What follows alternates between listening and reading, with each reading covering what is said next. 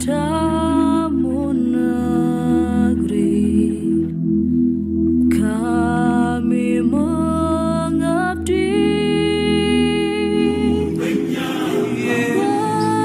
bagimu negeri, jiwa raga kami.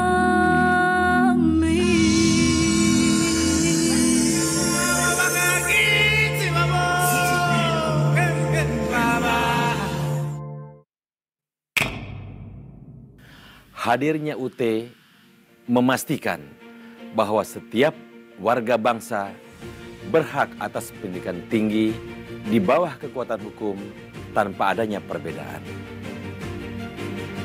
Lebih dari 2 juta lulusan berhasil menyelesaikan studi di UT. Kami bangga. Sudah 4 dasawarsa UT hadirkan pendidikan berkualitas tanpa batas. UT selalu berfokus ke masa depan dengan tetap berpijak pada nilai-nilai dan budaya adiluhung Nusantara. Digitalisasi layanan pendidikan mempermudah masyarakat dan mahasiswa mendapatkan informasi mengenai UT.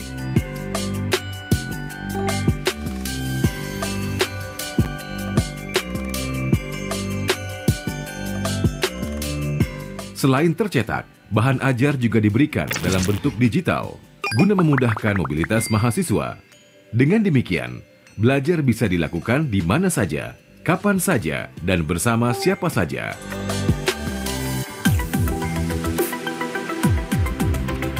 Digitalisasi pendidikan juga diformulasikan ke dalam loka pasar digital mata kuliah yang ditawarkan oleh Indonesia Cyber Education Institute atau ICE Institute. Beragam mata kuliah dari perguruan tinggi terkemuka di tanah air dan mancanegara ditawarkan secara online. Perpustakaan UT sebagai salah satu unit vital di perguruan tinggi menawarkan fasilitas digital yang memungkinkan mahasiswa, dosen, tenaga kependidikan, bahkan masyarakat umum untuk mengakses sumber pustaka secara lebih leluasa. Beragam layanan yang diberikan memastikan student engagement dapat dilaksanakan dengan better, cheaper, and faster. UT pada tahun ini mengedepankan internasionalisasi program sebagai upaya menyejajarkan UT dengan perguruan tinggi jarak jauh berkualitas di dunia. Selain menawarkan program internasional, akreditasi internasional pun dilakukan. International Trust yang tinggi akan meningkatkan kredibilitas UT dan lulusannya.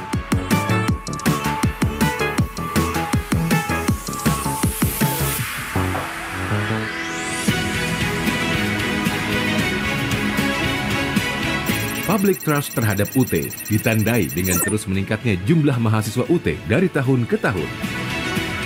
Semoga keluar dari sini makin berkah hidupnya, apa yang diinginkan tercapai, dan yang pasti ilmunya bisa bermanfaat buat semuanya. Tidak saja jumlahnya yang meningkat, komposisi mahasiswa pada saat ini didominasi oleh generasi milenial dan Gen Z.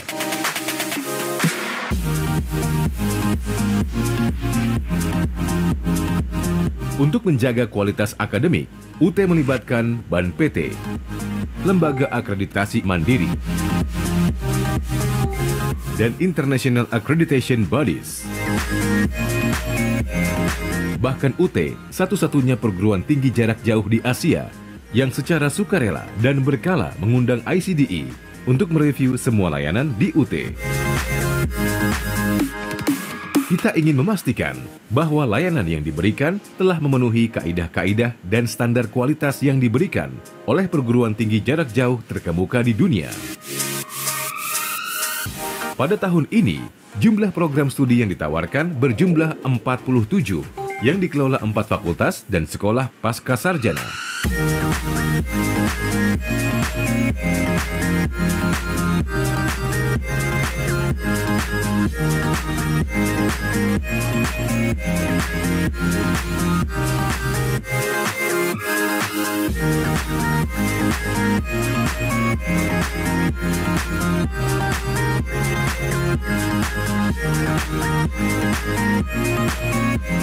Kantor UT daerah yang tersebar di seluruh wilayah Indonesia dan di luar negeri memastikan layanan pendidikan dapat dinikmati oleh semua tanpa terkecuali, termasuk mereka yang tinggal di wilayah terpencil, terluar, dan tertinggal, serta di luar negeri.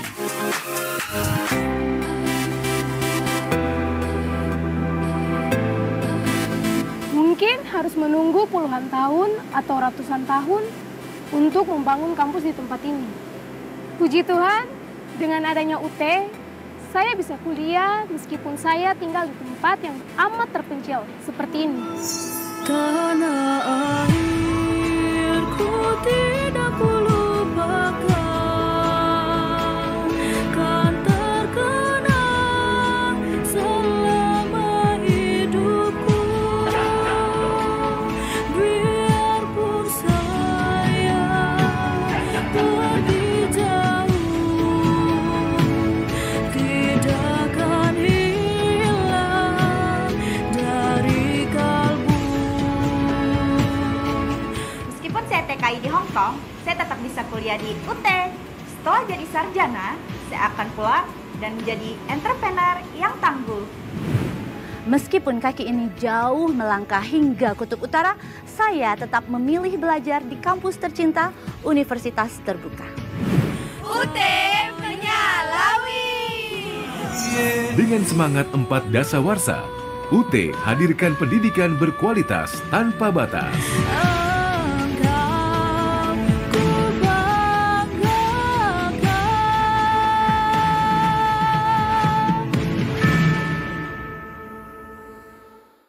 Kemajuan ilmu pengetahuan serta pandemi merubah kebiasaan kita dalam menggunakan teknologi dan internet.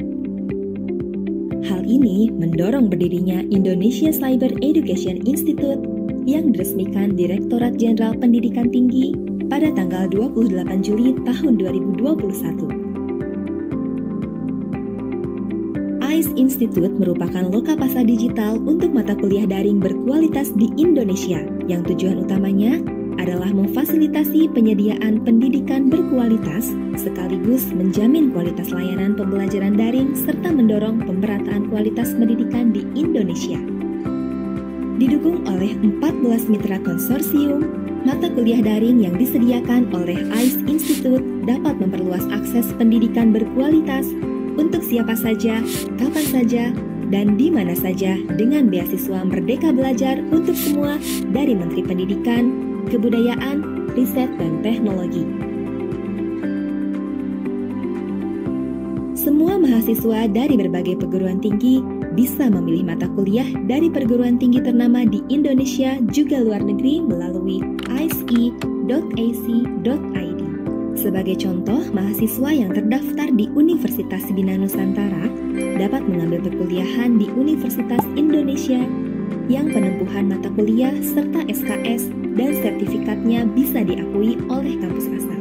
Sampai saat ini di ice.ac.id ada ratusan mata kuliah daring dan perguruan tinggi papan atas di Indonesia dan ribuan lainnya dari EDX yang berasal dari perguruan tinggi terkemuka internasional. Dengan mengadopsi teknologi blockchain, ICE Institute menghubungkan semua penempuhan mata kuliah dan menghubungkannya dengan job market, sehingga menjadi satu lokapasar pendidikan daring yang terintegrasi. ICE Institute akan selalu berusaha mendorong perubahan dalam peningkatan dan pemerataan kualitas pendidikan Indonesia guna mendukung program Merdeka Belajar untuk semua.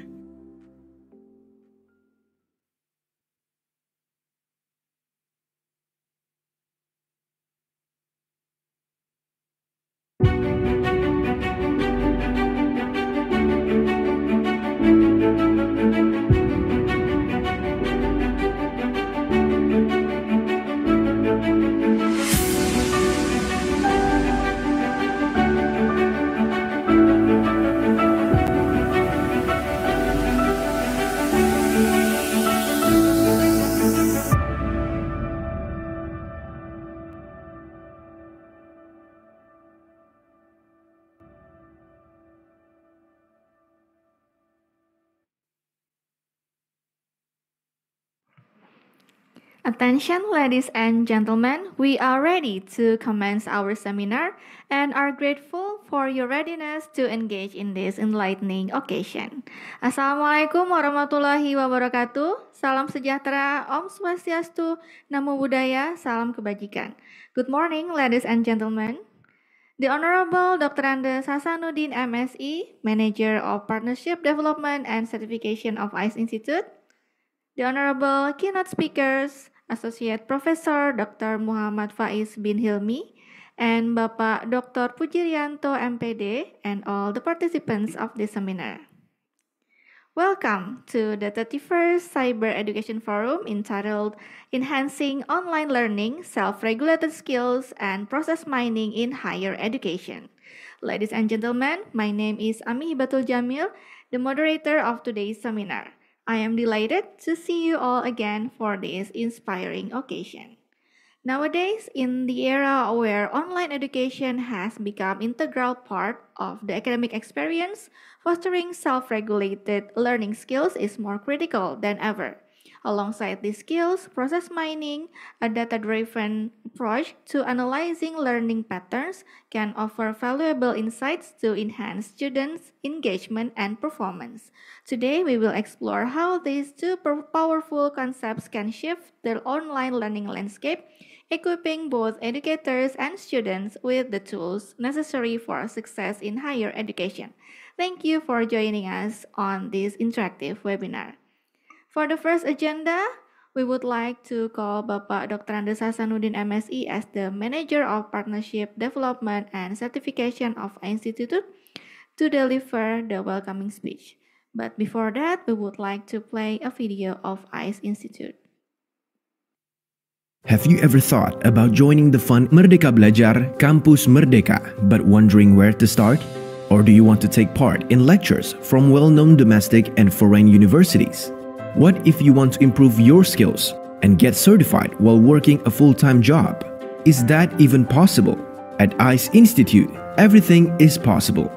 ICE Institute provides various collections of online courses for empowerment and capacity building for college students, vocational students, and the general public through various options. Merdeka Belajar Kampus Merdeka is a policy of Indonesia's Minister of Education, Culture, Research, and Technology that provides opportunities for everyone, including 1. College students in their 5th semester or above to take 20 credits outside their home university. 2. Capacity building programs for high school students that provide opportunities to take several online courses from well-known universities. 3. Capacity building programs for professionals to enhance their skills and careers. And the best part is, all of these programs are available in one place at icei.ac.id. This way, ICE Institute is focusing on building the capacity and skill set of every level of society, from university students to professionals. Together with consortium members and a growing list of providers and partners, ICE Institute has a collection of more than 600 courses from 23 universities for a quota of 60,000 participants and will continue to grow. In addition to the collection of courses from Indonesia, the ICE Institute has also added more of international courses in recent years, including 1. More than 1,500 courses on the EDX platform from 55 of the world's top universities for 2,500 participants. 2. 120 courses from the consortium of universities in China that are members of Xuetang X, Tsinghua University, which are provided openly without quota limit. 3. Collection of the International Institute of Online Education, UNESCO ICE, on digital transformation to increase the ability of teachers and lecturers, as well as the higher education community in general. 4. More than 10,000 courses on the Coursera platform from 290 world-class universities are provided for 1,000 participants. In recent years, there have been more than 13,000 Indonesian students and 1,000 international students, especially from Sri Lanka, who have attended lectures through the ICE Institute. Keeping up with the current developments in the world of education, the ICE Institute also adds a micro-credential program collection. These programs aims to add and improve community competencies according to market needs, including micro-credential design thinking programs, data analytics, digital security, cloud computing, game developers, and many other collection of micro-credential programs. Upon graduation, students enrolled in the Game Developer Micro-Credential Program will take part in the capstone project for game creation. The best games will be selected by experts from the gaming industry during the judging process. Not only quality programs, but AR/VR has also been used in various lecture processes to provide a modern and futuristic learning experience. The presence of the micro-credential program in the ICE Institute Gallery, which is openly offered to human resources from the business and industrial world, will assist the upskill and reskilling process in increasing the capacity building of these human resources. In collaboration with ADB, World Bank, Microsoft, British Council and United States Embassy, ICE Institute has the ambition to help meet the needs of students by providing quality learning systems and content that can be accessed by anyone, anytime, and anywhere. The ICE Institute also work with domestic and foreign partners to hold cyber education forums to discuss various topics based on research and studies around hot skills in the job market and how students can prepare themselves for the competition. The ICE Institute will continue to carry out various research and developments on the facilities, services, and features provided so that they are the answer to welcome the borderless industrial revolution 4.0, which has changed the perspective of how formal education is organized.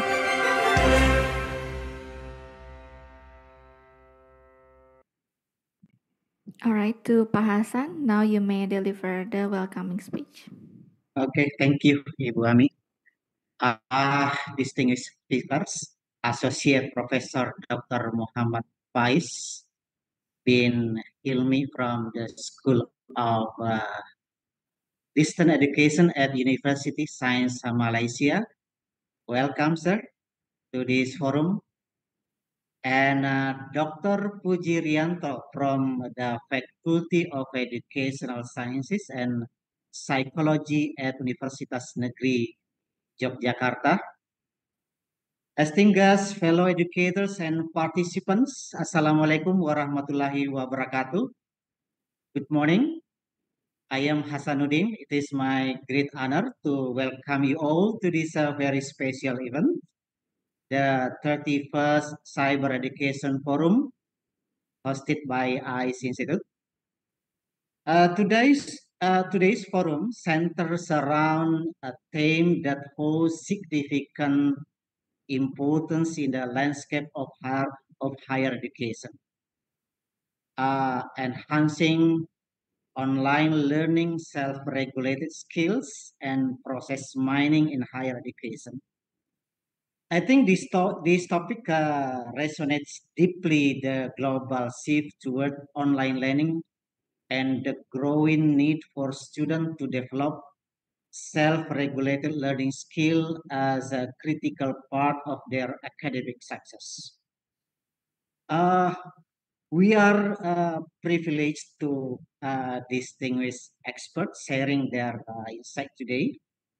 Our first speaker, Associate Professor Dr. Muhammad Faiz bin Hilmi from University Science Malaysia, brings extensive experience in distance education.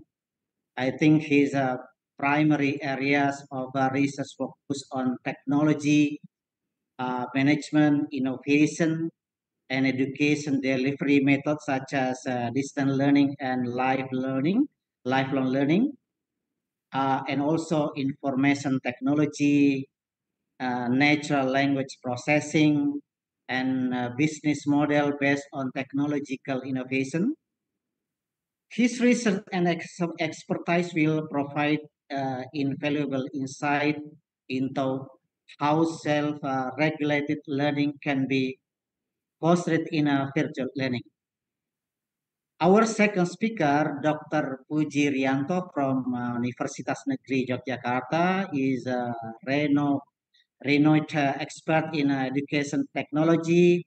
His work also focuses on process mining in higher education, offering valuable insight into using data-driven approach to enhance learning experiences, monitor progress, and improve student achievement. Through his expertise, he helps educators apply innovative strategies to optimize educational outcomes and support personal learning in a digital age. As we gather today, we have the opportunity to explore innovative strategies, share best practices, and discusses the latest advance in online learning. I encourage all of you to encourage actively, ask questions, and connect with one another as we strive to create educational system that is not only accessible but also empowering for all students. On behalf of ICE Institute, I would like to express my deepest gratitude to our esteemed speaker for sharing their expertise with us and to all of you for taking part in this important discussion. Your presence here reflects a shared commitment to improving education in increasingly digital world. With that, I officially open today's webinar and wish you all a productive and insightful session. Thank you. Thank you, Pak Hasan, for your welcoming speech. Moving on, before we proceed to the next session, we would like to invite all of the audience to have a photo session together. For all participants, kindly open your camera and give your best smile. For the committee, you may please prepare to capture all the participants. We would like to start from the first slide. Okay. All right. On the count of 3, 1, 2, and 3. Next slide. Okay. 1, 2, and 3. The next slide. All right. 1, 2, and 3. And then the last slide. Yeah. 1, 2, and 3. All right. Thank you. All right. Distinguished guests, we are now moving on to the main segment where I will outline the presentation format. Initially, each speaker will have approximately 20 minutes to present their materials. Afterward, we will proceed to a Q&A session. And then now, my pleasure to introduce our first keynote speaker, Associate Professor Dr. Muhammad Faiz bin Hilmi. Alright, so Bapak Muhammad Faiz bin Hilmi is an associate professor in University Science Malaysia. He pursued a bachelor's in business administration from Washington State University, followed by a master's degree from University Utara Malaysia, and later completed a PhD in the same field at University Science Malaysia. His fields of specialization includes technology management, innovation, distance education, and teaching and learning sciences. Bapak Muhammad Faiz research grants encompass areas such as student online learning behavior frameworks, and then pattern classification using deep learning neural networks, the effectiveness and barriers of distance education in developing attitudes towards sustainability among Malaysian learners, AR Readiness Index, and many others. He has published around 100 of research papers, and his recent publications include deep learning technique for detecting online learning behavior, AI chatbot as personal learning assistant for programming coursework, intention to continue using online learning among Malaysian university students, and more. He is, of course, a highly accomplished lecturer, and we are more than happy to have him to be here with us. So for Pak Faiz, we are looking forward for your presentation, and you have around 20 minutes to present the material. And now the time and screen is yours. Okay, Thank you very much, Bu Ami. Allow me to share my screen.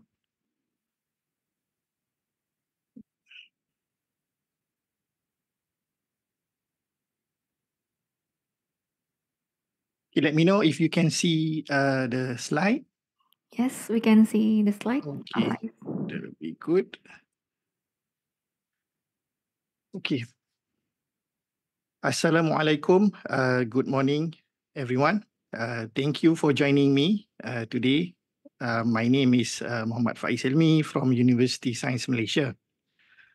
So first of all, thank you for ICE Institute for having me, inviting me to share our experience in the same topic, enhancing online learning, self-regulated skill, self-instructional material, learning management system, and also data mining, focusing on higher education.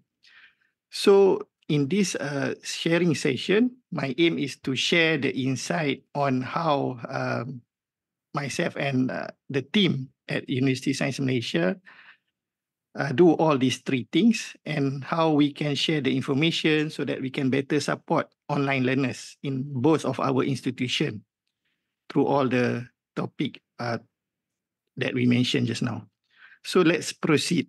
Okay. So the expansion of online learning and distance learning significantly transform higher education. So with this rapid growth, it has become essential to develop strategies that support the learner's independent study and also self-regulation. So the focus of this talk will be on self-regulated learning, self-instructional material, learning management system, and also process mining on how all these things can be used to create effective and dynamic learning environment. So what is a self-regulated learning? Basically, it is important. It plays a crucial role in successful online learning. So it refers to the active participation of learners in planning, monitoring, as well as evaluating their learning process. Consists of several components, include goal setting, self-monitoring, time management, self-motivation, self-reflection. So these components are critical in promoting autonomous learning and also lifelong skill. So essentially, self-regulated learning empowers learners to take charge of the educational journey, each of them individually. So this is an approach that is particularly important in the online learning environment that we, both ICE Institute as well as School of Distance Education, embark on.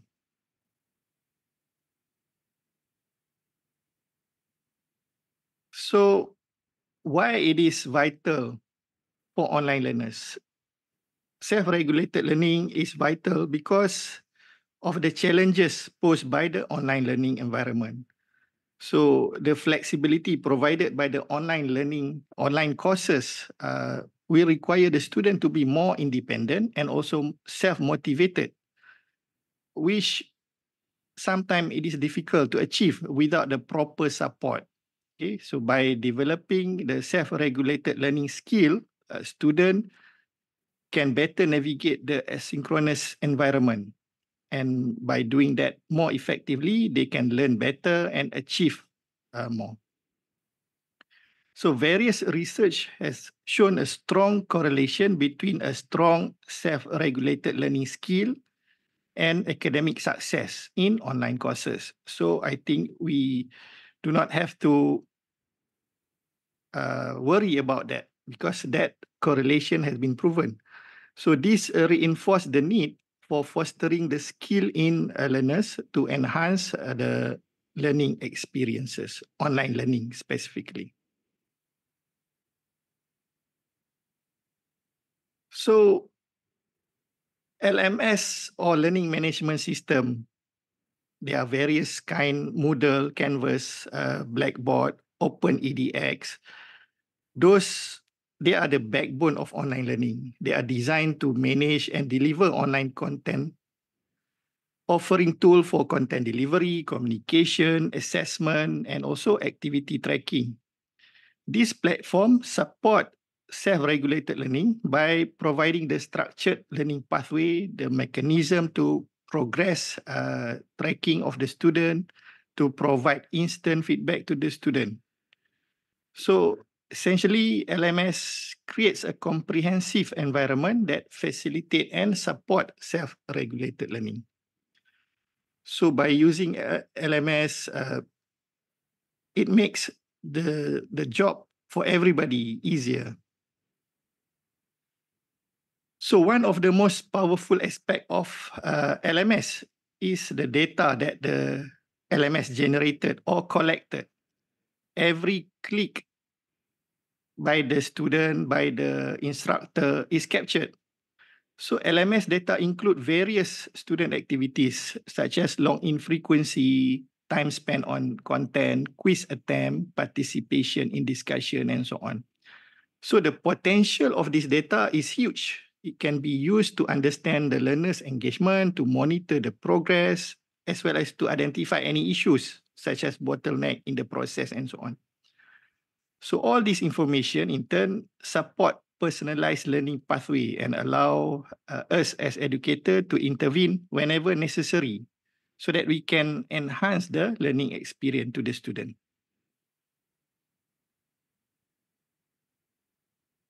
So using LMS, especially for us in Malaysia, we are required to provide self-instructional material or SIM that enables students to study independently. Any courses that is labeled as ODL or Open or Distance Learning in Malaysia are required by the regulatory agency in Malaysia to provide SIM. So this material must be designed with clear learning objectives, step-by-step content, self-assessment activities, reflection, and so on. So SIM will enhance or support self-regulated learning by providing guide to the learners so that they can go through the process of planning, acting, and reflecting on their learning journey. And the combination of these promote learners' autonomy by providing a structured but as well as flexible learning material that the learners can access and use at their own pace. So at University Science Malaysia School of Distance Education, SIM has been successfully developed internally for the flexible and also self-paced learning. So this is one of the SIM for my own courses, which I teach currently, Introduction to Data Analytics, that we need to provide all the structured component. It must be presented in a learners friendly format, incorporate multimedia element, videos, and so on to enhance engagement. So if we manage to provide a well-structured, well-designed SIM, so the impact will be substantial to the student. The positive outcome observed in terms of improved learners' autonomy, deeper understanding of the content, they are able to get a better grades and overall better engagement in the learning process. And how to measure that learning engagement will be covered shortly.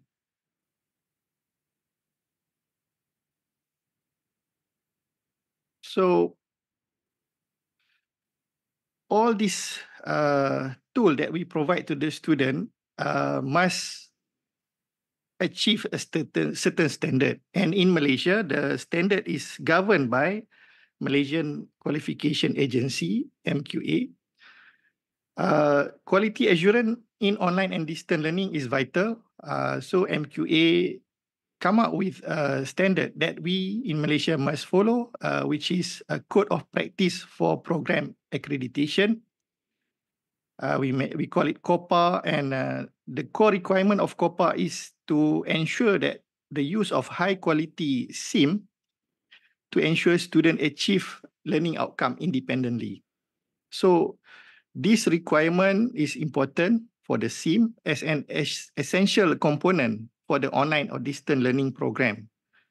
So the fulfillment of this standard will ensure that students have access to a well-structured, self-directed learning experience. So it controls any higher education provider that must fulfill all these standards, and we cannot just simply come up with any program. We must meet a certain direction or standard. So with all the self-regulated learning and then go through portal, LMS, and then we have the self-instructional material, all these collect huge amount of data. If we did not use the data, if we do not do analysis to the data, it will be a waste. So that is when process mining come to the picture.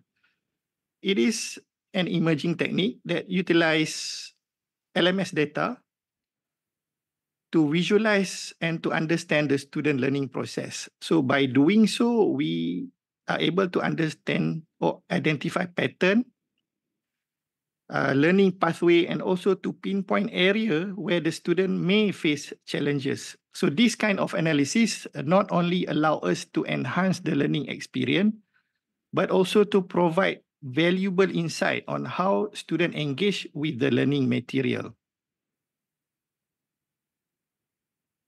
So what we did in School of Distance Education is we look at the database straight to at the database level that provided by this LMS, and we analyze. So by deeply analyzing learning behavior, for example, how students navigate a course or how long they spend on each module. So we as educators are able to better understand the engagement pattern. So this kind of insight can be used to identify students who may be at risk. We are also able to improve course delivery, enhance overall student outcome. For example, mapping how students progress through a module can help to identify or to point out confusion or disengagement. And by achieving that, we are able to target improvement to a certain course material, for example. So the diagram on the slide is basically several of the key table in the database that is very useful in our analysis. The log table by itself for one academic session will provide at least 12 million rows of data, which is a huge and allow various kind of analysis to be conducted. So process mining provide data-driven insight, and we conducted several projects. We published several findings. All this can improve SIM and consequently improve self-regulated learning. For example, if the data reveal that the students are struggling with a particular section of the SIM, we as educator can go in and revise that section to improve clarity and engagement and so on. So this personalized support align with the original goal of self-regulated learning, which is to offer improved guidance for learners so that they are able to self-monitor and set up goal for their learning activities. So these are the two of the example of the research that we publish based on the data mining process, looking at the database level of LMS, whatever that LMS collected. So one, we did online learning student engagement because previously learning engagement is measured by survey type of data. We ask students to rate themselves. But now using all these data provided by the LMS, we have actual data actual behavior that we can map to understand their learning behavior. Because of the data is huge, we also come up with the deep learning technique to detect the online learning behavior. All this is currently at a very early stage, and there are a lot more that currently we are working on, and it is interesting to understand the student behavior through the actual data. So to effectively implement the process mining, it is essential to track the critical LMS data such as login, time spent on tasks, learning pathway, so that all these can be used to interpret student behavior, which subsequently can be used to improve the whole system. So at the same time, developing SIM should involve a clear learning objective, a reflective prompt, self-assessment to encourage active engagement with the material as well as to foster self-regulation. Okay. So integrating all this self-regulated learning, self-instructional material, as well as process mining, okay, all these three things that is the main topic of this session today, provide a host of benefits for student as well as educator. So for student, it will foster greater autonomy, provide timely feedback, support self-paced learning, align with their personal goal. And for us educator, this integration will allow a data-driven course adjustment. So we do a continuous improvement of our course material. It's not based on hearsay. We have a data that we can use as a justification for our changes.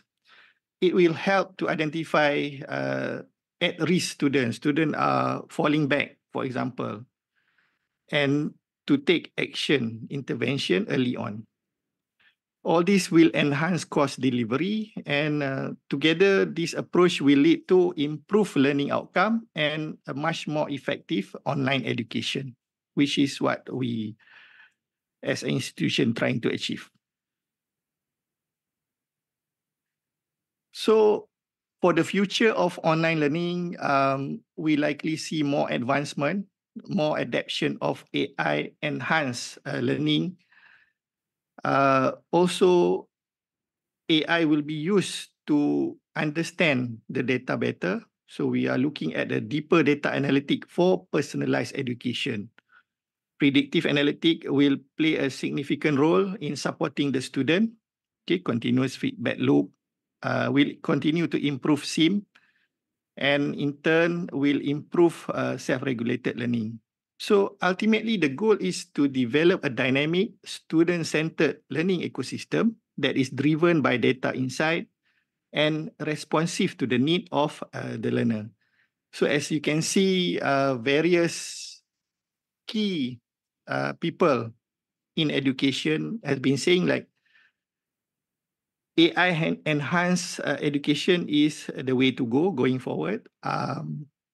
But AI won't replace teacher, but it will transform education indefinitely. So in conclusion, we have discussed the critical role of self-regulated learning in online learning environment, that we will support SIM. The support for SIM will continue to provide the key foundation for self-regulation. And next, the potential of LMS data that we harness through the process mining, analytic, and so on will and can be used to enhance a learning experience. And we should analyze those data because it is a huge data. It is provide lots of understanding if we analyze and try to understand it properly. So the integration of this element offer a comprehensive path to improving online learning experience, promote better engagement, autonomy, and also academic success for students. So once student becomes successful, it is also a reflection of a successful institution. So with that, thank you for your time and attention. I hope the sharing that I just provided just now provide valuable insight on how self-regulated learning, self-instructional material, learning management system, and also data mining can enhance online learning in higher education. So I look forward for question later, and also if you have any further discussion, feel free to reach me at the email listed. With that, thank you very much. Oh, thank you very much, Pak Faiz, for giving us such an enlightening and insightful presentation about how self-regulated learning is implemented for fostering autonomous and lifelong learning, supported by also the implementation of process mining. Pak Faiz, you may please wait for a while. We would like to Thank you. invite the next speaker first. Okay. All right, for the participants, if you have questions, you may type your question in chat room box. Then later, the committee will pick 3 questions for every session. All right, ladies and gentlemen, now allow me to welcome our second speaker, Dr. Pujirianto, MPD. Good morning, Pak Puji. So he is a lecturer in Educational Technology Study Program at Universitas Negeri Yogyakarta. And then his academic background includes a bachelor's degree in Curriculum and Educational Technology from Universitas Negeri Yogyakarta, a master's degree in Educational Technology from Universitas 11 Maret, and a doctorate in Educational Sciences from Universitas Negeri Yogyakarta. His areas of expertise include critical pedagogy, independent learning strategy, and the recent one is independent learning model development. He is also involved in developing teacher professional development program and serves as a consultant in instructional material development, policy review included for drafting an academic education policy. His recent publications include meta-analysis of the effectiveness of the flipped classroom model on students' higher order thinking skills in mathematics, exploring self-regulated learning differences, science versus social science students, pengembangan media psikoedukasi, standardization in digital teaching and learning in higher education, and many more. Okay. All right. Pak Okay. Puji. Yeah, thank you very much for time. You have Okay, 20 the minutes. honorable speaker of the event of. Hello, I really my sound is clear. Okay, Yes, clear. You have 20 minutes, Pak, to clear. present the Okay, okay. material. Thank you. Okay. The honorable speaker, event of ICE Institute, webinar, Prof. Faiz, the honorable of the head of each institute who has facilitated this event. I also would like to say thank to Mr. Hasanuddin for the warm welcome, and of course Bu Ami, for being the director. For today, we always give us a new spirit to learn together. Last but not least is a great audience of this webinar. Okay, I share my presentation. Okay, I will start with my presentation to present about the enhancing online learnings as self-regulated learning skill and process mining in higher education. I will present about a collaborative research that involving some university, that is related to the topic. The research is about the correlation between learning design of LMS, a micro-credential program, and students' self-regulated learning scale. Before I start my presentation, I will give an overview about our research. We have conducted some research sign 2020 with Open University, UNY, Lambung Mangkurat, and Undiksa as a consortium. This research is the as a consortium with ICE Institute,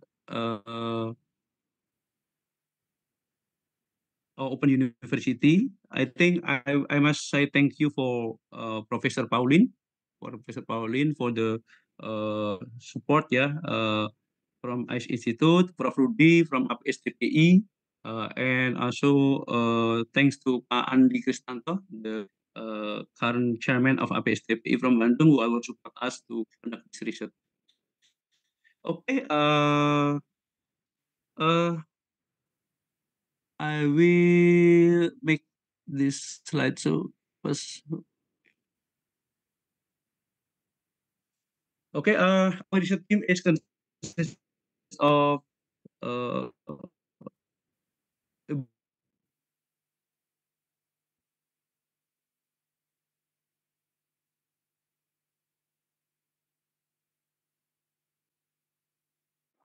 All right, we're still waiting for yeah, Puji or okay, maybe the internet is unstable, yeah.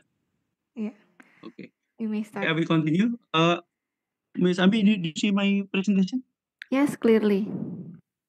Hello? Yes, we can see it clearly, Pak Puji. Clearly.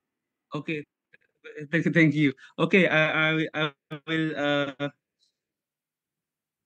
back to the presentation. Okay, the team of the research is Bu Ernawanti Nurwidi, Maina Bujirianto, Fancy Mansur from Lambo Mangkurat, and A. Komang Sudarma. This research is signed 2022, developing of PMCC, no we call SMCC, small social media content creator, until to 2023.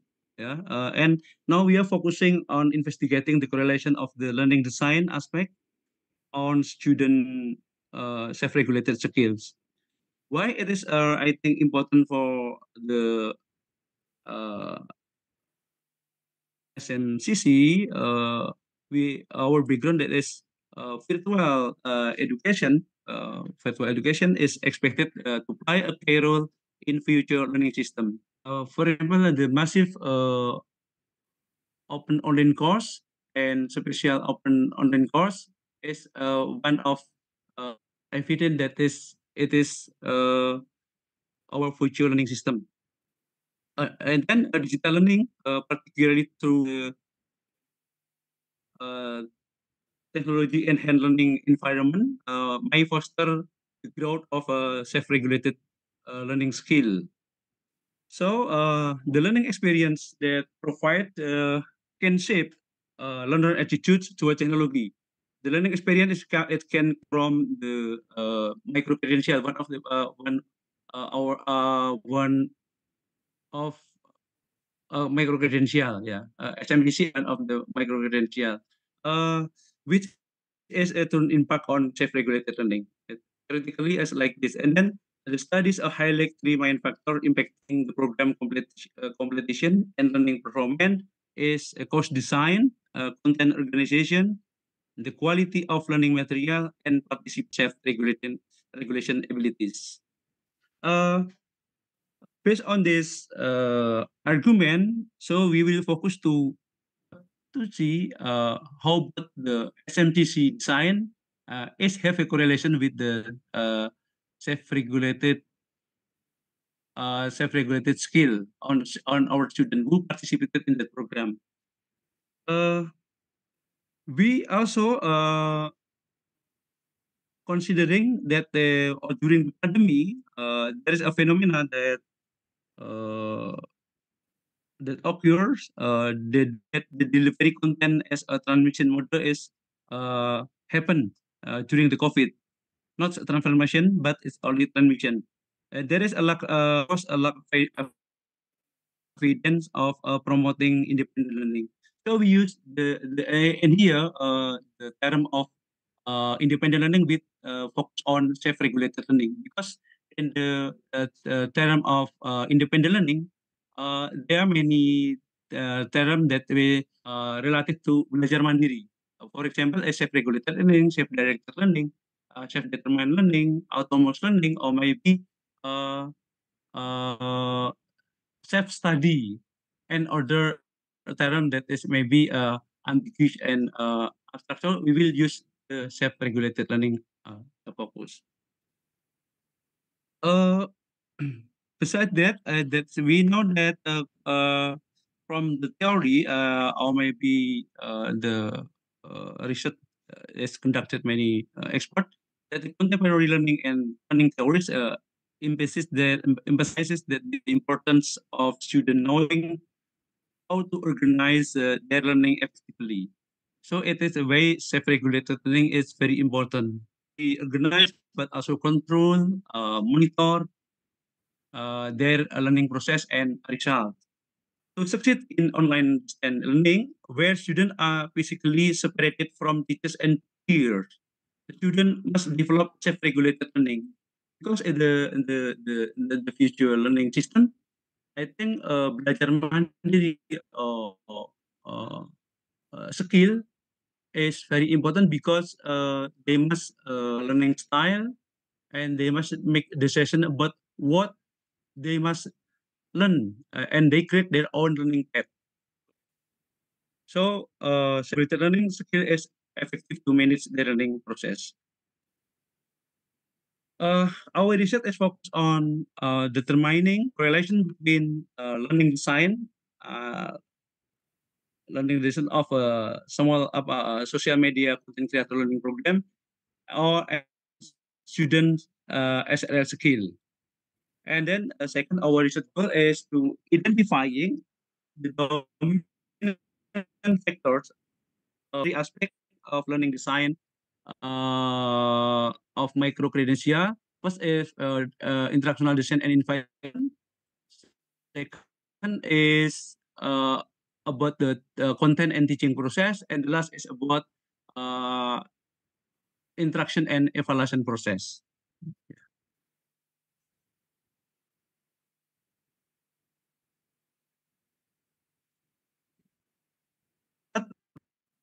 We develop a questionnaire to measurable LMS design, what they perceive, yeah, student perceive about the LMS design. It remains, as I said before, is the variable. And on online self-regulated learning questionnaire, we use Barnett, yeah, online self-regulated learning questionnaire. It consists of many items, I think, and we have to validate this instrument. The participant is of the research is 102 students who have been taking the course of SMGC from various university. We uh, select the participant with random, yeah, with random. So we and from maybe about uh, 11 university, yeah, 11 university. And then the result with one sample before we analyze the data, the data show that the data is normally distributed. So but the data is not linear. So we use experimental non-parametric analysis to analyze the data. Result is that from the experiment draw, the between instructional design totally with self-regulated learning is a second positive correlation. Then the correlation between each of aspect of instructional design for the uh, instructional design and environment also it is found that positive correlation. Secondly, the second aspect, there's a correlation to between the teaching process, yeah, content and teaching process with the self-regulated learning, yeah, self-regulated learning skill. And the last is about the interactional interaction and evaluation. There is also a positive correlation. From this research, we also to see what the distribution of root score of the aspect of international design. Namely, we call the first aspect is or planning. Namely, is planning, and then the implementation, course content and learning process. We call as implementation. So the interaction and evaluation we call as evaluation. And the greater than the rotabel, all aspect is greater than the rotabel of 0.165. Yeah. So this means that its aspect has correlation with regulated learning. Uh, and the strongest correlation with self-regulated learning is the implementation aspect of the course content and teaching process. Then, which one the highest and lowest factor that contribute to self-regulated learning? We found in the instructional design and environment, the link the provide of the LMS make it easier to assess as a highest factor that contribute to SRL. Yeah, and then the lowest is about uh, when the LMS is do not generate experience problem during the learning process. The course content, the second aspect, the course content and teaching learning process, the various media format in the LMS contribute to the self-regulated learning. For example, video, animation, audio, text, uh, to respond to student question, comment, and opinion is the lowest contributor. This means that there is a lack of response, or maybe side of the response will create uh, apa, will the correlation with regulator is uh, uh, weak. Yeah, I think weak. And the last aspect is interaction and evaluation. Enough time that is allocated for implementing assignment, it will have a high correlation to uh, contribute to self-regulated learning. And the lowest of the third aspect is when the lecturer do not provide feedback on individual or group assignment, it will give lowest contribute to SRL. The conclusion of the research is there is a relationship between learning design variables and self-regulation abilities in learning in SRL for MGC program, but I don't know in others program. Maybe the research must be conducted to other program of micro credential. There is a relationship between learning design aspect and self-regulated learning, where the learning process aspect has the greatest influence on SLL, especially by providing various format of content of the uh, micro credential. What we can learn from the research, I think there is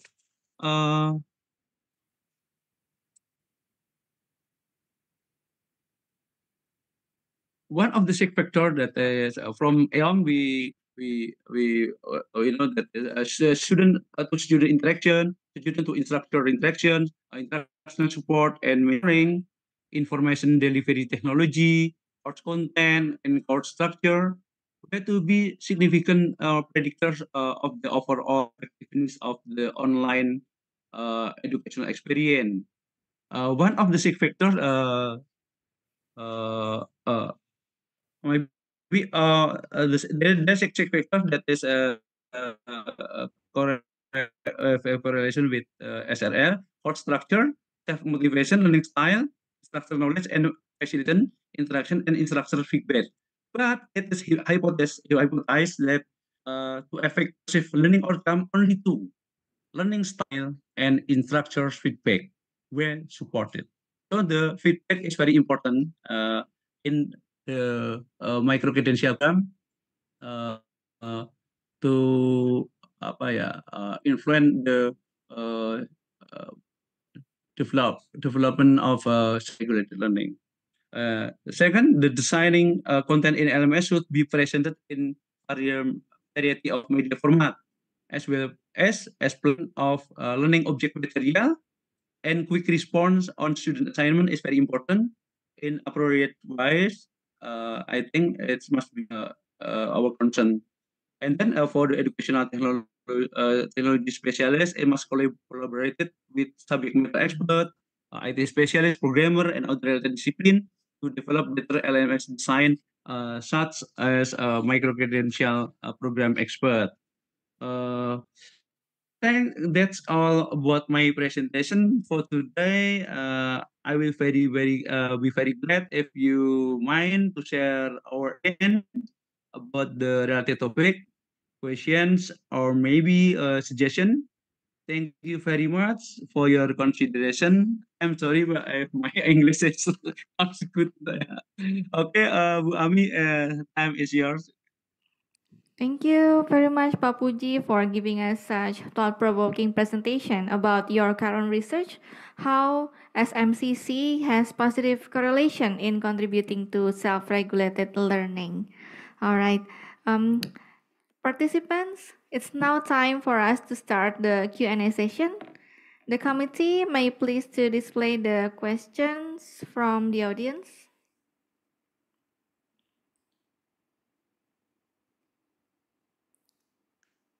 All right, so we have already 3 questions here. The first one coming from Pak Hasan and addressed to Pak Faiz and asks about how about digital literacy and self-regulated learning. What are the essential digital literacy skills for students to successfully manage their self-regulated learning on online platform? And how are their impact to social presence of the students? Please, you can share your thoughts, Pak Faiz. Yeah, thank you, Bu Ami. Digital literacy, yes, it is very important. What we've seen in School of Distance Education, because we have a diverse range of student in terms of age. We have a very young, born digital type of student, up to pensioner, those who retired, more than 50, 60 years old, because we provide a huge discount and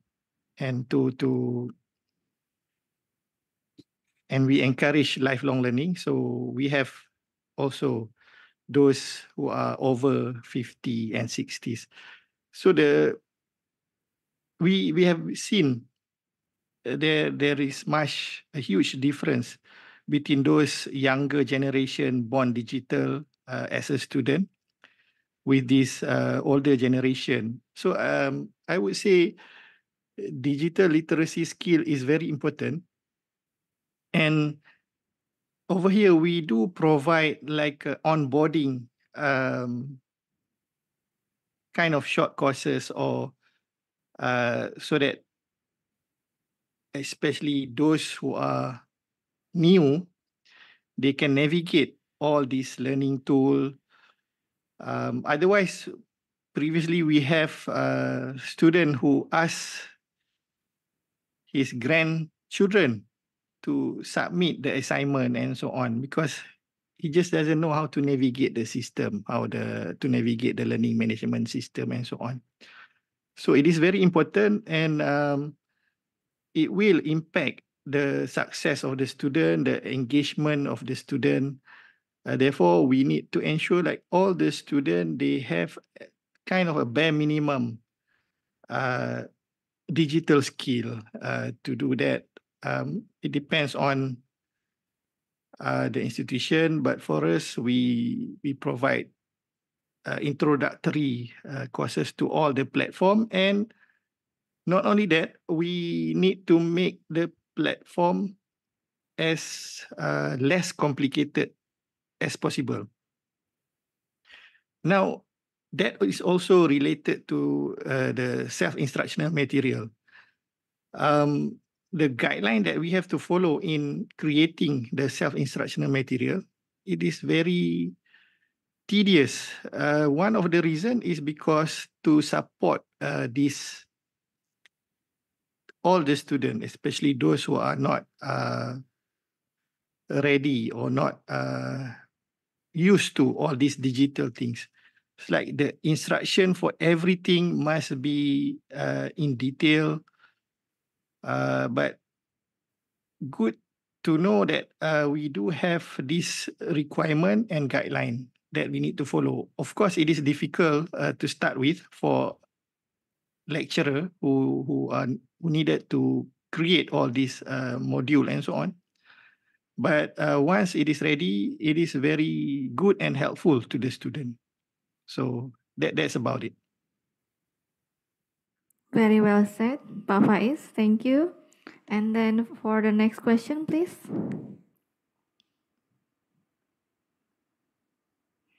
The second question from Ibu Afriani and addressed to Dr. Puji. In what ways do self-paced and structure-paced learning approaches impact student autonomy, motivation, and learning outcomes? Can you give some advantages and challenges of each approach? Please, Pak Puji. Okay, thank you for the question. In what ways do self-paced and structure-paced? Structure is mean that it's by course. We call it by course in credential, and self-paced is we call as by project. So both of this approach is can be used in microcredential, but it's different. Result may be on student. It depend on the student motivation, student readiness, about their readiness about self-regulated learning, for example, or maybe self. Because in the belajar mandiri and the learning only, it is a gradual process that someone that for that learner, they must be self-autonomous. They must be better, yeah, in they must better in readiness of uh, uh, independent learning. But the problem is, although that is there is a adult learning, maybe or from university, we still use pedagogy, yeah, still use pedagogy approach to encourage their self-independent learning. So that is it's important that first is we must know the learner characteristic, their motivation, their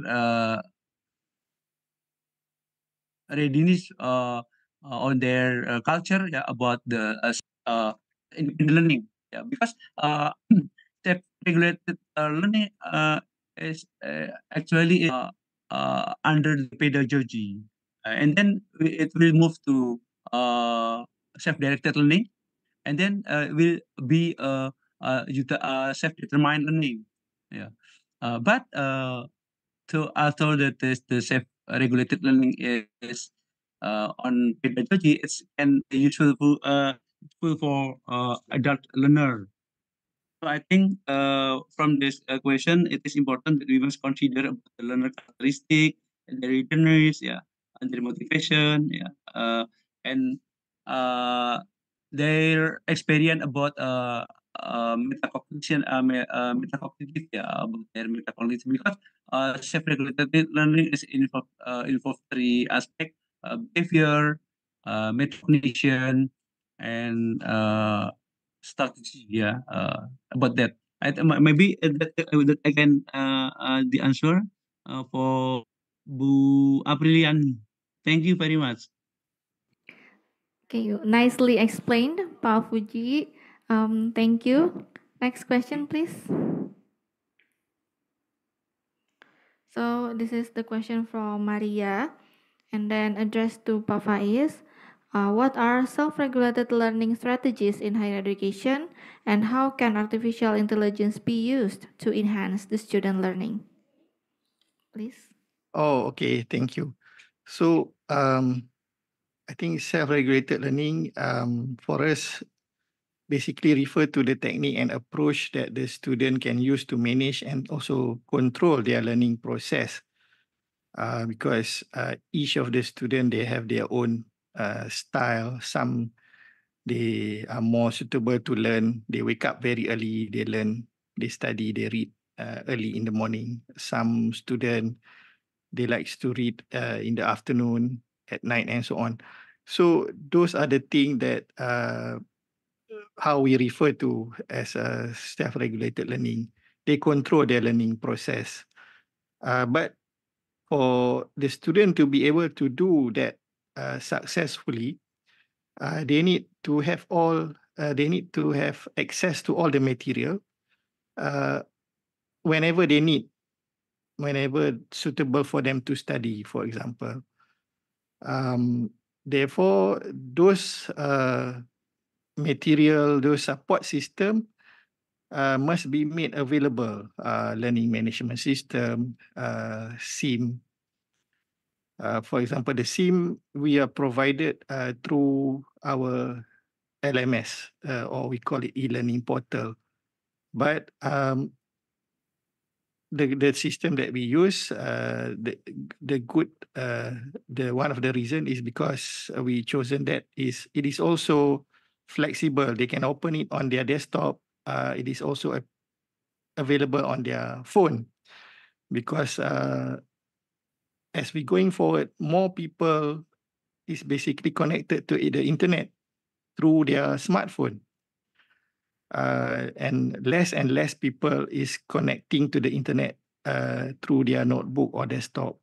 So that is also the consideration that we must fulfill or take into account in creating all the tools. It must be available for us. It must be available not only on desktop or web browser, but it is also available through smartphone. And of course, beyond that, I think the more advanced learning management system, students are also able to save all the content on their device. That is also important, because especially in Malaysia and Indonesia, where students might be in a location where there is no connection to the internet. So they must be able to save the content to their local device so that they can study anytime. So those are seems like minor consideration, but basically it is huge, and the impact is huge to the student, because we have students who are working as a Navy officer for several weeks. He will go sailing, for example. In the sea, no access, and so on. So the ability to download all the material is very important for such a student. Okay, thank you. That was a clear and insightful response. Pak Faiz, thank you. Thank you. Okay, so we open for the second session. And then the first question in the second session will be, okay, so this one addressed to Pak Puji from Regi. Which of the three aspects of instructional design that you research, planning, implementation, evaluation, is the most significant in influencing students' SRL skills? What makes that aspect more prominent? Thank you. Okay, thank you for the question. I think that is the teaching process, the content, and the teaching process is we found that is the most contribute to SRL, and the highest score is about the supportive various media format, because for the uh, current generation, they have such attention span. So as a designer on micro credential, it's very important to support our program with various media format, animation, maybe AI, maybe with a video, or maybe we use text and other format that is will make them active to our program. I think like that. Yeah. Well, thank you. Just simple, yeah. Based on our research. Yeah. Excellent point. All right, so for the next question,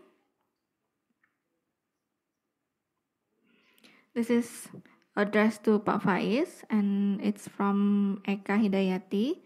The question is, how do you think integrating self-regulated learning, Simulations and process mining could enhance student autonomy and provide timely feedback while supporting self-paced learning aligned with individual goals. Thank you. Okay, thank you. So, by having a self-regulated learning, if done properly, the tool that we use should be able to cater for the simulation, should be able to cater for feedback mechanism, for example. And feedback mechanism, when we design such a system, not necessary the feedback should come from the instructor. Okay, the instructor will play a role of monitoring and so on, but the feedback is between the student. So, and that is being adopted by various online learning platform, international platform, and so on. So, for us, we are still new to that. Because for that to be successful, all the students must participate.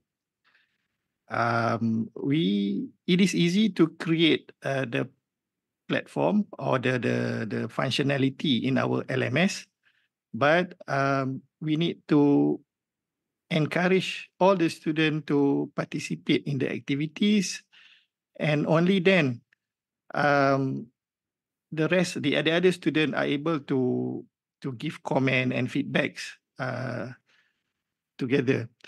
So the challenge that we are facing to achieve that is because the student will avoid any activities that is not contributing to the point or to the grades.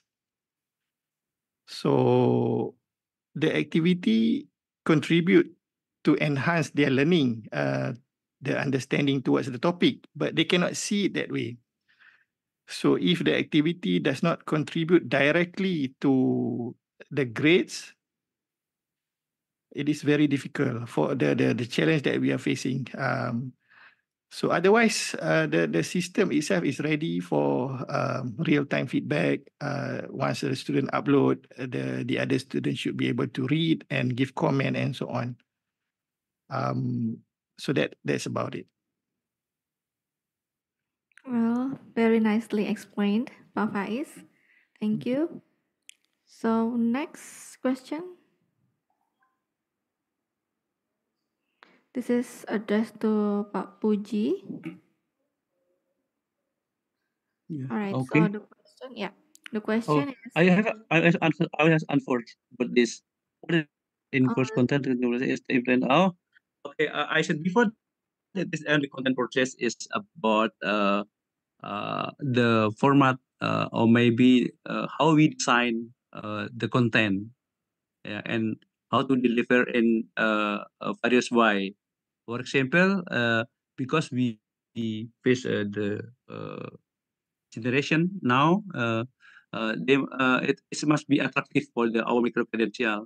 For example, we support with new technology. For example, with AI, or maybe with augmented reality, or maybe with animation video. That is possible conducted and to create two-way interaction. I think because if the program is not supported by various uh, media format, it will make them boring and can make a demotivation. Yeah, I think about that the content, yeah, about the content, and how to organize the content is also very important. From regional, that is the content must be organized in appropriate way. For example, is micro on micro or macro or micro is based on the learning theory, and after the organizing the content, so we will think about how to deliver them. How to deliver them, so we talking about the media. and the strategy. Uh, in the learning in the micro credential program, the visualization of the micro credential is will make attention. So from the color based on the color theory of motivation, attention, relevant. It's make them confident and satisfied about our program. I think about that the providing of various format of media. Thank you. That was a clear answer, Pak Puji. Thank you. Next question, please.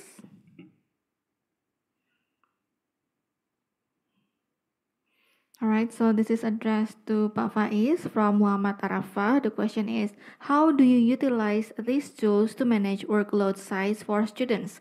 Some classes oftentimes vary with workload, sometimes too light and sometimes too heavy. Are there any tools, techniques, or methods that we can use to measure workload to be non-overwhelming for students? Thank you. Okay,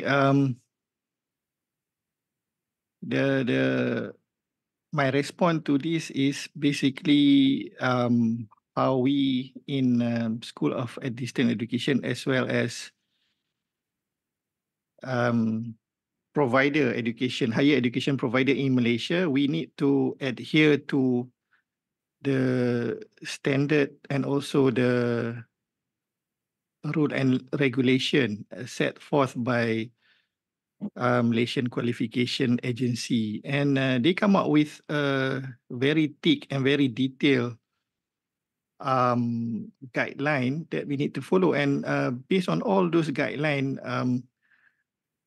basically it covers this issue.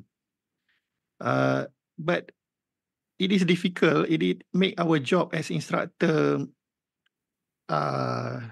There's too many things to do, especially when we are starting the program or the subject. A newly introduced subject will take lots of our time because we need to focus on all these issue that is being asked here. When we design the program, we need to ensure that for a 3 credit hour program, the total, the concept of student learning time is very much imposed and being controlled in Malaysia. And then those are the things that is being checked regularly by the auditor. They come every 3 years, for example, to check every detail of the program. They ensure like the student learning time does not exceed certain numbers. And what kind of learning material that we provide, what kind of question that we provide, what kind of activities, all those detail. So basically, that is how we control. We are forced to control by the regulator in Malaysia. So I guess otherwise, now I understand why they have such a strict regulation for the benefits of the student. Otherwise, the higher education provider might just go and sometimes they create too easy, which is also meaningless for the student, or we might provide too many activities that consume too much of their time. So I guess the answer to the question, there is no secret sauce or secret strategy that we adopt. For me and my colleague here, we just, because of that regulation, that when we try to fulfill that regulation, along the way, we ensure that the students are getting not too less, not too many of that learning material, activities, and so on. So I hope that helps. Very insightful, Pak Faiz. Thank you. Is there still any questions? Yes. All right. For this one, addressed to Pak Puji from Kartika. How do learning design variables impact the development of self-regulation abilities in students participating in the PMCC program? Thank you. Okay, I think it is a general question. For my research, it is ethical. That is the learning design consists of three aspects. Uh, uh, uh, Contribute to self regulation abilities. Because if for example, in the content, maybe on the content, because the highest contribution to essay is the content. If the content is it is back to the motivation, yeah, to the motivation, the theory of motivation. The essential aspect from belajar mandiri or independent learning, if we can uh, see about the autonomy of the anatomy of the independent learning, motivation is very crucial. So motivation can appear vivid because make external motivation, then move to internal motivation. There are many ways to achieve that condition. First, we can support the micro-credential learning various, as I said before, as already before, that is with various format of media, and then that it will create engagement, the student engagement in the learning, or they will make a uh, better participation in the learning program. Yeah. For example, if you can use a two-way maybe interactive media, they will have a good participation in your program. So they tend to maintain their motivation and involved in the program from uh, from apa ya, mengatakan dari awal, from start to until the complete the program. And the other is because it's also depend on your the teaching style. The teaching style of the lecturer or maybe the facilitator is very important, or may have a high impact to a student. How you the mechanism of the feedback, how about your feedback, how you deliver your strategies. So the strategies is must be uh, combined with the media that is will be used in that program. So it's all that aspect will influence on student self-regulation abilities, because self-regulation when the strategy, we know that strategy is student center and teacher. So if you use more that student center with supported by media, interactive media, it will we have deliver we uh, train them to more autonomous in their learning. They must plan, make planning. They must control their uh, their learning. They must control the research, and so do reflection. So in the uh, in the learning strategy, it is better you will create on problem based or project based learning. It will more attractive and create participation and engagement of student on your micro credential program. I think that's my answer. Thank you very much. Excellent response, Pak Puji. Thank you. Well, is there still any questions? Okay, so the question from Ibu Afriani and addressed to Pak Faiz. The question is, what learning model is SIM implemented, whether it is self-paced or instructor-based learning? Thank you. Okay, thank you. So the SIM implemented at the School of Distance Education, mostly self-paced, but the SIM is come with detailed instruction. So the student from the first day all the learning material for the whole course is made available. But that is also, it is flexible up to the instructor. For me, I release the whole topic from day one. We do have colleague who decided to release the topic accordingly. So they can just release the first 4 chapters, for example. However, each of the topic come with detailed instruction. It is a self-contained, and the key characteristic is the student should be able to read and proceed with the learning process without having the instructor in front of them. So that is the key evaluation whenever our SIM is being evaluated, whether it is approved or not. One of the consideration is the student, when they go through the SIM, they are able to understand, they are able to proceed with all the activities without the need to ask for clarification from the instructor. So basically, over here, the student are able to finish the whole material in 1 weekend, for example, or they can just chunk the material throughout the semesters.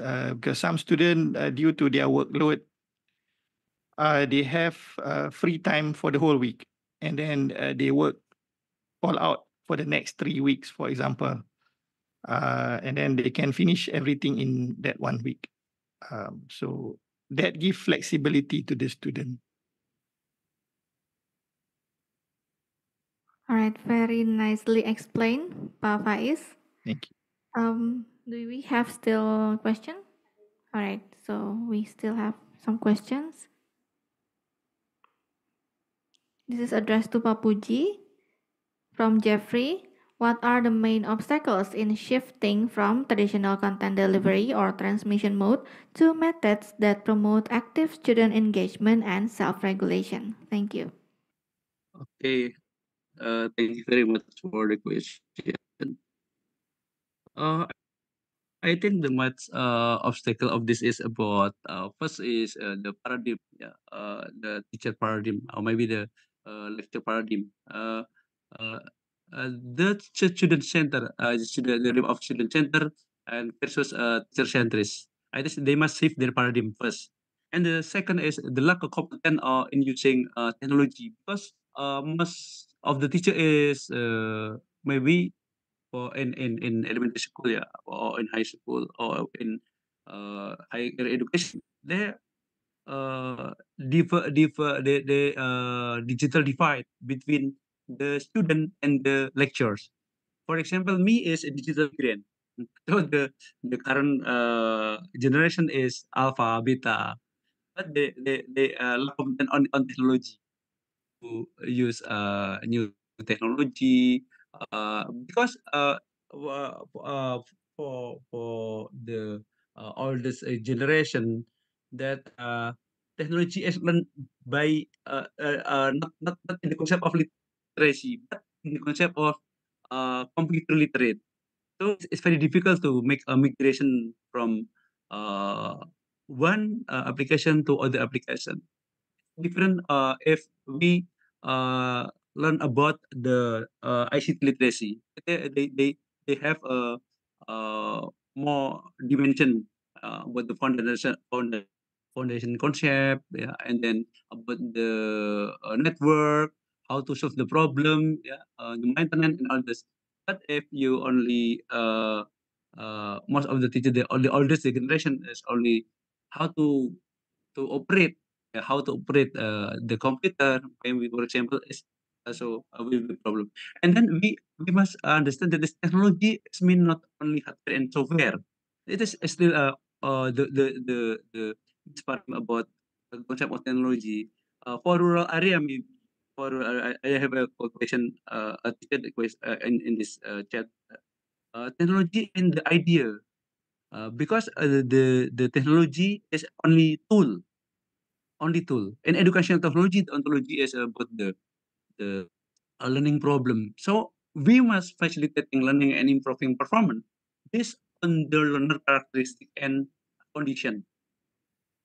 Yeah, we make prescription about how the best way to facilitating learning. That means that the condition variable and the outcome variable is uh, in the dependent variable. So the method is independent variable. I think about that. Yeah. Okay. Thank you. Very insightful, Pak Puji. Thank you. So we have one participant who has raised hand. So we would like to address that first. Ibu Winda Widyaningrum, do you have questions? And you can unmute. Okay, thank you, the moderator. Sorry for my skip camera. My question for Pak Faiz. Good afternoon, Pak Faiz. My name is Winda. Yes, I am a lecturer in a university in Jakarta. Okay. 2 years ago, I think LMS, that is application good for the lecturer and the student because I, as a lecturer, can submit our material and then make a communication on the LMS application. But now, as we know that AI application, I think that is what is it? Powerful for the student to do their task. For example, like this, when I, a lecturer, give them to prepare their presentation, I think I don't need to come to class and then I don't need to explain them about our material and then explain about a lot of things about the material, but they can find using application AI for the article, for research article, for source of references. They only type what is the keyword, and then the AI application will prepare all about their need. Now that is sometimes make me insecure. Does the lecturer need to come to class, or just ask them the keyword and then they can do a lot of things by AI application? That is my what is it? I think this is the problem for the lecturer now on. The AI application, day by day, they will continue to improve their system facilities so that student need can be met by the features they have. I think is it need is it important for us as a lecturer or a teacher come to class and then stand in front of the class to explain a lot of things about the material to the student? Now, how about your opinion about the AI application, Pak Faiz? Thank you. Okay. Thank you for the question. AI is here to stay, and whether we like it or not, the future will exist with AI. So what is happening for me specifically, the evolution of my teaching method is basically adopting AI as much as possible, or starting to ensure, like, for example, one of the subject that I'm teaching right now, Introduction to Data Analytics. It is for a student pursuing degree in business management. It is not a computer science student. So they do not need to know all the coding, but I would say they need to understand the concept of AI, machine learning, deep learning. So I will share with them, or the approach for that subject currently is to make sure that all the students are able to use or utilize AI in analyzing data, for example. How to make sure like they are doing it. Certain part of the assignment, for example, will involve explanation of the process of the step.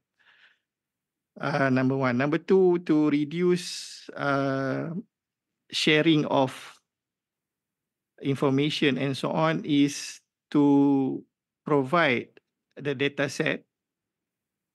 And the data set is new for each academic session. So they are not able to use last year or last semester group. So when they but the teaching method now is like this is the data set, so you need to do a certain type of analysis. For example, correlation, regression, and so on. And you need to understand what is correlation, what is regression. But to actually do the analysis, you can employ AI tool, whatever it is. And then you explain and so on. So it reduces the complexity or the worrisome that they do not learn. So they learn what is correlation, what is regression, for example, and they also learn how to utilize generative AI in analyzing the data. So that is also an important skill going forward, how to use all this generative AI in helping us in our daily tasks. And just to incorporate that as part of the learning experience. So other than that, otherwise, if they are not allowed or we too restrict going into the job market, they will be left behind as compared to those or their peers who are well versed in using AI tool. So we cannot be too restrictive in controlling. So otherwise they will be left behind. So better still, we encourage them to use and teach them how to use it. But of course, it will involve a lot more work than usual because of the evaluation, the exam, and so on. We need to think much more detail of how to ensure like they need to think to do the exam. But for us now, we are still okay because the final exam, for example, it is still face-to-face. So for the assignment, they might be able to get help. But for the final exam, it is a sit-in face-to-face. So whatever that they learn, use whatever generative AI for the assignment, for their learning process and so on, they should be able to write down and answer the final exam. So for us, that is still that gatekeeper process. So we teach them how to use. They need to understand. They need to be flexible and so on. And they should be able to utilize that and get a good grades for their final exam. Very well elaborated answer, Pak Faiz. Thank you, and hope it helps ya, Bu Winda. All right. So we have the last question. Still have the last question. Okay, this is addressed to both of you, Pak Faiz and Pak Puji from Gusti. I am a teacher of rural area east of Indonesia. I sometimes worry to apply any application because reality talks less facilities, example, internet.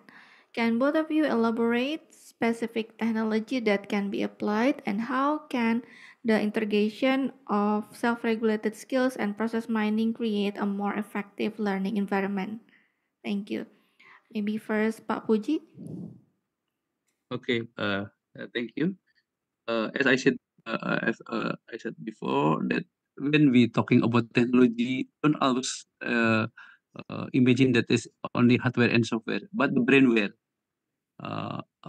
And the learning taxonomy variables. It is when we want to manipulate learning or implement strategy. It is important that we must based on the condition. There are three variable: condition, strategy, and outcome. The condition is a basic. It's a basic. What we will manipulate, or maybe we will create a strategy is based on what is the learning, the goal of the learning. Maybe learning mathematics is different with uh, chemistry and others. So about the characteristic of the content and the material, learning about fact, about principle, about procedure is different. How to organizing, how to deliver, and how to make interaction. And that is about the learner characteristic. If the characteristic of the learner is his alpha, beta, or digital native, or maybe in rural area, so we can use the technology. It will not only have a sophisticated technology. We can use what is the best way, what the best way to help student uh, learn. Not always use sophisticated technology. For example, with local technology, your tacit knowledge, local wisdom, and based on their culture. In Papua, for example, in rural Papua, we can make the contextual teaching and learning based on what they have now, what they already know. Uh, so it is on assimilation accommodation, for example, for the theory, it will create a better understanding for the student. If you have a high technology, so it will create only digital device, digital lab. Yeah, I think we must protect. Yeah, we must protect our rural with the jumping in using technology, culture jumping, culture lag, because the using of technology must be gradually, while we prepare them uh, to be a person who have already, or maybe have a good readiness to use technology. If this not be prepared, well prepared, so they will be hegemony, the technology hegemony, the technology hegemony. Yeah, and then they only will be a technology consumer, not a producer. Yeah, not a producer, not only producer, but then only the consumer. That is the problem, I think. Thank you very much for the question. Yeah. Very insightful answer. Thank you, Pak Puji. And now, Pak Bais, please. Okay. I think let me just share how School of Distance Education evolved. We started off like in the 70s, the first distance education provider in Malaysia. At that time, the learning material provided as a printed material, we send through physically to all the students all over Malaysia. And with that, we include recorded lecture in Gazette, the old Gazette style. So that's how students learn in the 70s when we started off School of Distance Education. At that time, rancangan jarak jauh, they call it in Malaysia. And then it evolved. The school the university collaborate with the national radio. So every Saturday, in a certain channel, the lecturer will teach through airwave. So at that time, the printed material is still being posted to each of the student. But on Saturday, at a designated time from morning until evening, a different lecturer will teach different subject through radio. Of course, and then we evolve until we send recorded videos in CD. After that, that's how the program evolved. And when we started having internet, many lecturers on their own initiative created the website for the courses. So we have yet to have learning management system yet, but many lecturers, IT savvy, created their own website, and they put all the material there. So and then we have learning through all the centers, but also video call, for example.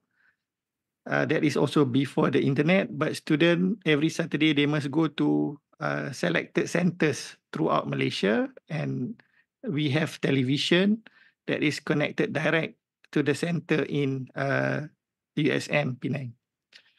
And of course, after we have internet, we move towards using the internet as we do now, and also the utilization of the learning management system. So if the student is located in a rural area and the focus is on that particular student, we need to ensure like the learning material should be made available to the student with or without internet access. So our situation here now is that the material is provided through the learning management system, web-based. But we are also required to, like, once we complete the SIM online, it's like we compile and print out into a PDF. So there is a PDF equivalent, but of course less functionality as compared to the online version. But it covers almost all the content, just like except the some of the activities which will require online access and so on is not available in PDF format. But that PDF format contain all the contents, all the question and so on, and should be able to cater to students that have a low bandwidth or even without internet access at all. And currently we are working with a European project, for example, in creating micro-credential program targeting for a group of students in Cambodia. And the expectation is the instruction must be clear because those students, they are located in a location where they are having either a low bandwidth or a zero internet connection at all. So once they download all the material, they are on their own.